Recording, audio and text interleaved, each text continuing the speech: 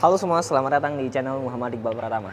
Yes, ini adalah Wuling Alphest, sebuah SUV compact dari Wuling yang terbaru. Sebenarnya mobil ini udah launching beberapa bulan yang lalu ya, tapi saya baru berkesempatan sekarang untuk mereview mobil ini. Dan ini adalah tipe tertinggi dari Alphest. Nah, Alphest itu terdiri dari 3 varian ya. Varian terbawah itu ada SI, kemudian CI, dan ini adalah varian tertingginya EX yang dilengkapi dengan ADAS, yaitu dia punya sistem adaptive cruise control dan kawan-kawannya. So, simak pada video kali ini karena kita akan kupas tuntas seperti apa Wuling Alphest. Tahun ini di Indonesia kebanjiran untuk segmentasinya compact SUV ya. Banyak banget produk yang diluncurkan untuk tipe kelas seperti ini, dan salah satunya yaitu Wuling yang meluncurkan Alphest. Mobil ini kelasnya itu masuk ke segmentasinya seperti Honda HR-V, kemudian Hyundai Creta, di Toyota itu ada Yaris Cross yang terbaru, kemudian juga di Mitsubishi baru meluncing X-Force yang sudah kita review juga. Nah, tapi spesialnya Alphest adalah dia memang masuk ke kelas compact SUV di kelas mobil-mobil tersebut, tapi untuk harganya dia itu berada jauh di bawah pesaing di kelasnya. Tapi dengan fitur yang ditawarkan yang sangat berlimpah sekali, karena kita akan lihat seperti apa fitur-fiturnya. Oke, dari bagian depan. Dari bagian depan kalian bisa lihat ini desainnya cukup keren dan juga modern, karena untuk bagian lampu depannya sini dia sudah menggunakan proyektor di bagian depannya yang sudah digunakan juga menggunakan teknologi LED. Kemudian di bagian bawah dia ada fog lamp, memang masih halogen, dan di bagian depannya sini dia sudah menggunakan logo Wuling yang terbaru yang menggunakan warna chrome seperti ini, dan cutting diamondnya juga menambah kesan mewah dari mobil ini. Nah, dimensinya ini termasuk bersaing di kelasnya. Dia itu panjangnya sekitar 4.300 mm, dan untuk bentukan mobilnya compact tapi tetap solid seperti layaknya sebuah SUV compact. Nah, kita langsung saja lihat dapur pacu dari mobil ini. Oke.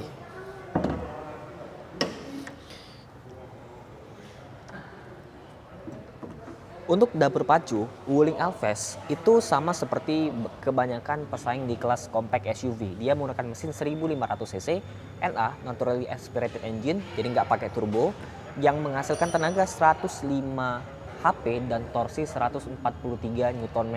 Ya, termasuk bersaing lah di antara kelas-kelas tersebut.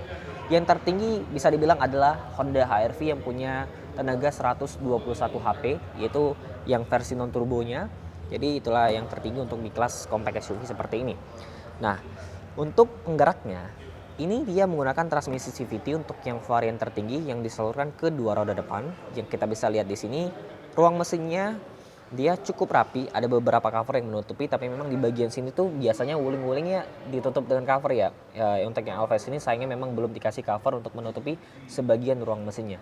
Dan kalian juga bisa lihat, mesinnya itu sedikit turun ke bagian bawah. Itu bagusnya adalah dia memperbaiki center of gravity yang menghasilkan pengendalian yang bisa dibilang kalau mesin-mesin yang rendah seperti ini cukup baik ya untuk handlingnya dan juga manuver di tikungannya. Nah, di sini pun sebenarnya mesinnya ini harusnya bisa diisi mesin yang lebih besar lagi ya, karena memang ruang mesinnya di bagian depan sini terbilang cukup banyak space yang kosongnya. Di bagian sini ada peredam, kemudian di bagian atas sini juga ada peredamnya. Banyak peredam untuk bagian ruang mesinnya, dan di sini pun pengecatnya sudah rapi, termasuk di bagian ruang mesin ini sudah dicat sewarna body. Oke, sekarang kita lanjut bahas dari bagian sampingnya.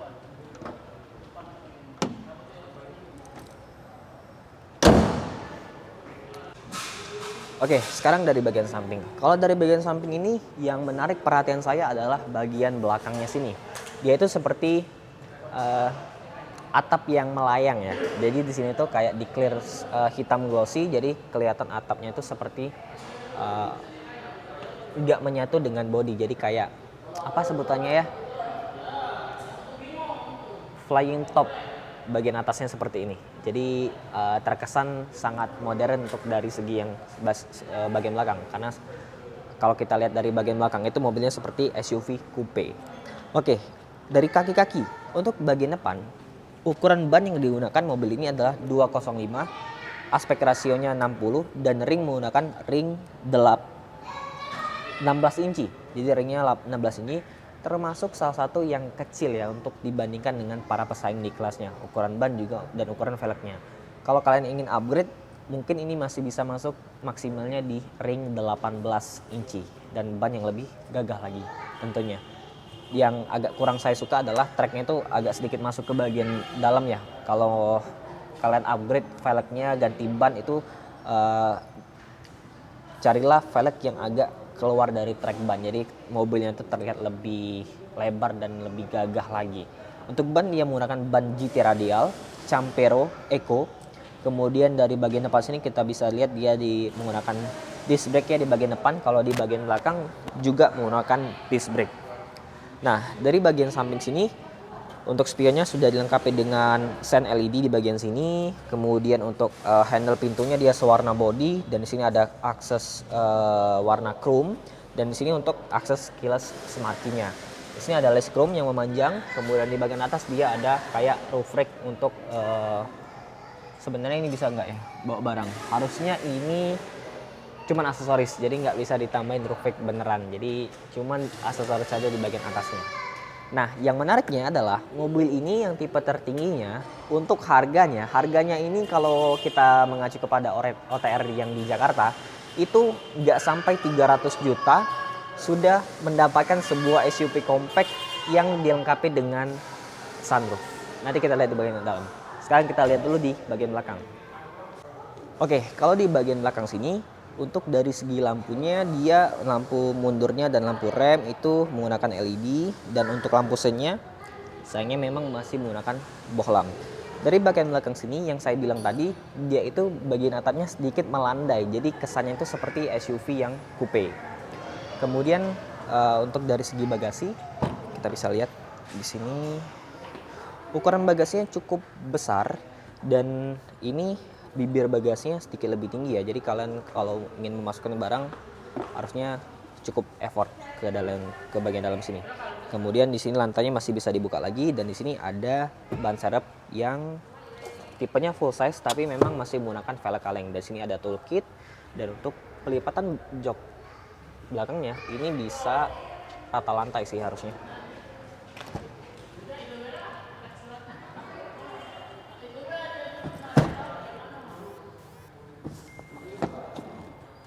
Ya, hampir rata lantai, jadi nggak sempurnanya hampir rata, tapi sudah cukup memadai karena kalian bisa memasukkan barang yang panjang sampai ke bagian depan.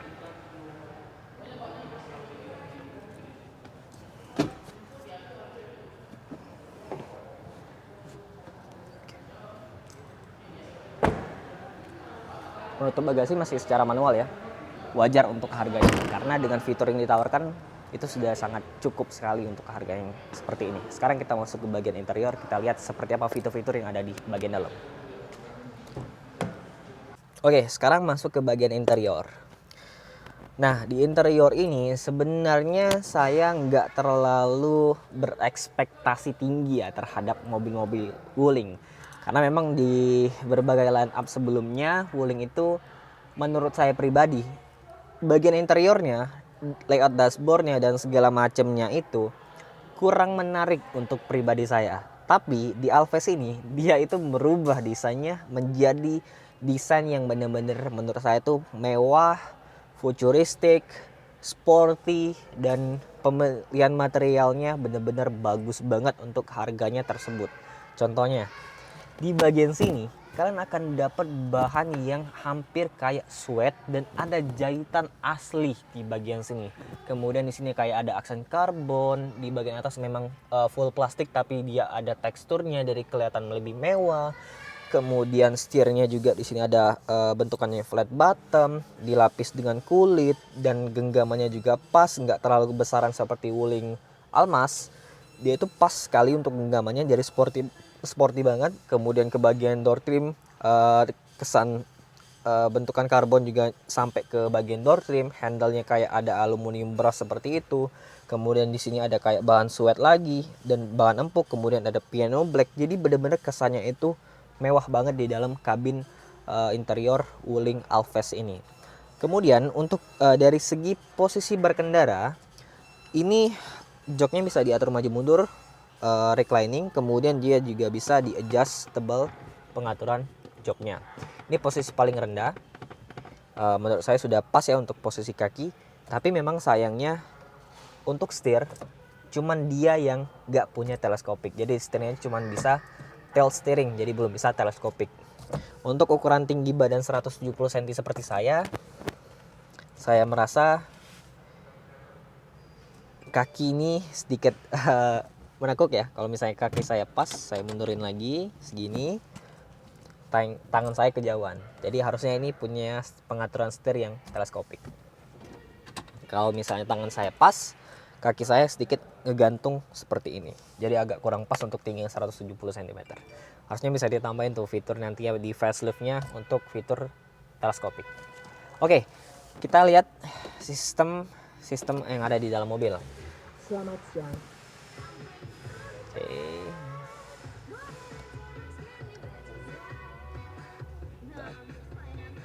Oke. Nah, ini nih kerannya nih. Dia tuh punya sistem multimedia yang layarnya gede, besar seperti ini, dan kelihatan modern ya. Dia tuh floating kayak tablet yang ukurannya besar. Kemudian di bagian tengah itu kita disambut oleh instrumen cluster yang full digital, dan ada animasinya juga. Dan yang penting adalah dengan harganya yang seperti ini, dia sudah dilengkapi dengan ADAS. Jadi ADAS itu meliputi Adaptive Cruise Control, Lane Keeping Assist, kemudian Traffic Jam Assist, dan lain sebagainya itu. Fitur-fitur radarnya sudah ada di mobil ini yang under 300 jutaan. Wow, untuk tipe tertingginya ya. Bahkan ada salah satu pesaing di kelasnya yang harganya di atas 400 juta untuk tipe tertinggi, belum dilengkapi dengan fitur Adaptive Cruise Control seperti ini. Oke, pengaturannya ini terbilang cukup simpel. Untuk di setir sebelah kiri itu untuk mengatur Adaptive Cruise Control, Bluetooth teleponi dan lain sebagainya itu. Kemudian di bagian sebelah kanan itu untuk mengatur sistem MID-nya. Kemudian ke bagian tengah, dia juga sudah dilengkapi dengan wuling apalah untuk sistem audio atau sistem navigasi sistem kemobilannya itu wuling apa namanya tuh, nanti saya taruh di bagian bawah. Tapi yang jelas yang bisa dilakukan oleh mobil ini adalah halo wuling comment lah ya, apalah itu, lupa saya. Halo wuling, halo tutup sunroof. Oke, menutup Ya, yang seperti itulah. Jadi komen dan lain sebagainya itu sudah ada di mobil ini. Kemudian untuk sistem multimedianya, dia ada di sini, ada kontrol kendaraan, bisa dilihat nih. Sistem ADAS-nya kita bisa pantau, aktifkan, dan kita bisa lihat di bagian sini. Ada fitur untuk jendela, kunci pintu, lampu, bisa diatur semua lewat sistem kemobilannya di sini. Tuh. Kemudian ke bagian depan, di sini untuk menyambungkan konektivitas smartphone, kayaknya dia bisa pakai mirroring smartphone, Bluetooth dan lain sebagainya itu, tapi memang belum ada Apple CarPlay dan juga Android Auto-nya. Jadi sistem navigasinya bisa kalian dapetin juga di sini, bawaan dari mobil ya. Mungkin nextnya bisa ditambahin lah untuk Apple CarPlay dan Android Auto.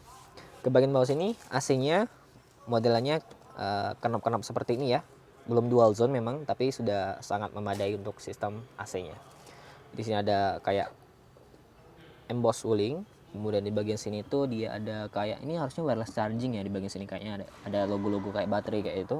Di sini ada colokan USB 2 buah. Kemudian di sini ada transmisinya, dia pakai CVT. Ke bagian belakang lagi dia ada punya rem parkir elektrik yang dilengkapi dengan auto hold-nya. Kemudian untuk armrest di bagian tengah sini dia dilapis bahan yang kayak di bagian depan ya, hampir menyerupai suede, tapi ini kayak bukan suede. Bagian dalam ada colokan 12 volt ya di situ. Tapi memang penyimpanannya cukup kecil. Nah, untuk joknya memang kelihatannya agak kurang menarik ya joknya, tapi kalau kita bedah secara detail, joknya ini lumayan premium. Di sini ada motif-motif favorited. Kemudian di sisi sayapnya ini bahannya kulit. Kemudian di bagian atas ini kayak bahan-bahan suede yang ada di bagian armrest tengah sampai ke bagian headrestnya bagian sini. Kemudian juga di bagian kayak kaki ya, di paha, bahannya juga sama seperti yang ada di bagian dashboard sini. Oke, dari segi kemewahan mobil ini menurut saya yang terbaik untuk di range harganya. Sekarang kita lihat di bagian belakang. Sekarang saya duduk di baris kedua. Di baris kedua ini posisi berkendara saya tinggi 170 cm. Kaki itu masih bisa masuk sedikit di kolong. Legroom aman, headroom juga aman. Dan ini yang menariknya, dia itu punya sandaran jok yang benar-benar rebah. Jadi posisinya itu bisa diatur segini nih.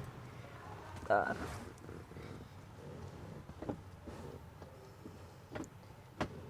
Nah, ini yang paling tegak nih. Ini hampir 90 derajat ya.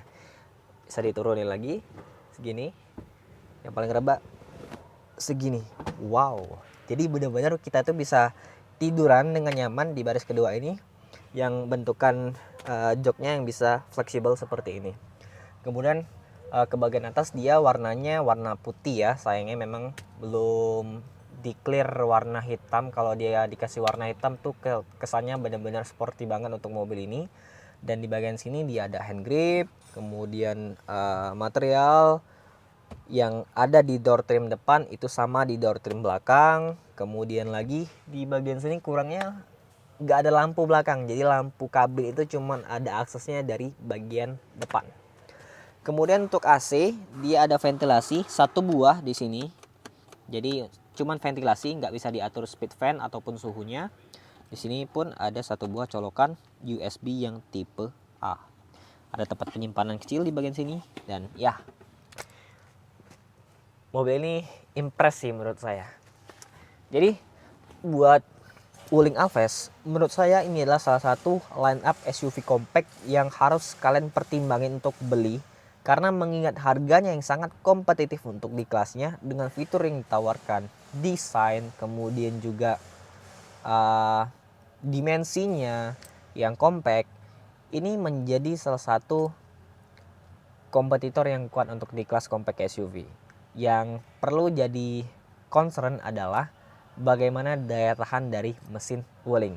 Tapi kalian nggak usah cemas sama sekali, karena walaupun Wuling ini adalah produk dari Cina, Wuling sudah membuktikan bahwa kualitas berkendara, kualitas mesinnya, kualitas dari keseluruhan produknya itu bisa kalian lihat dari berbagai line up Wuling yang sebelumnya, mulai dari Cortez, Almas, kemudian dia juga punya line up EV yang kita bisa lihat minim kerusakan. Jadi Wuling itu salah satu brand Cina yang bisa kita percaya untuk sekarang. Jadi Alves itu bisa kalian sangat pertimbangkan untuk memilih salah satu SUV compact yang menjadi list pilihan kalian. Oke, teman-teman semua yang ada di daerah Kota Palembang khususnya, kalian bisa kunjungin aja dealer Wuling Maju Motor yang ada di Simpang Polda Kota Palembang. Di sini dealernya besar banget, kemudian dia letaknya sangat strategis di tengah kota. Kalian bisa lihat berbagai macam line up Wuling di sini, khususnya untuk Alves. Kalian bisa test drive, kemudian explore lagi berbagai macam produk Wuling yang ada di sini, dan atau bisa kontak dulu sales yang ada di deskripsi di bawah. Sampai jumpa di video selanjutnya. Thank you for watching. Goodbye.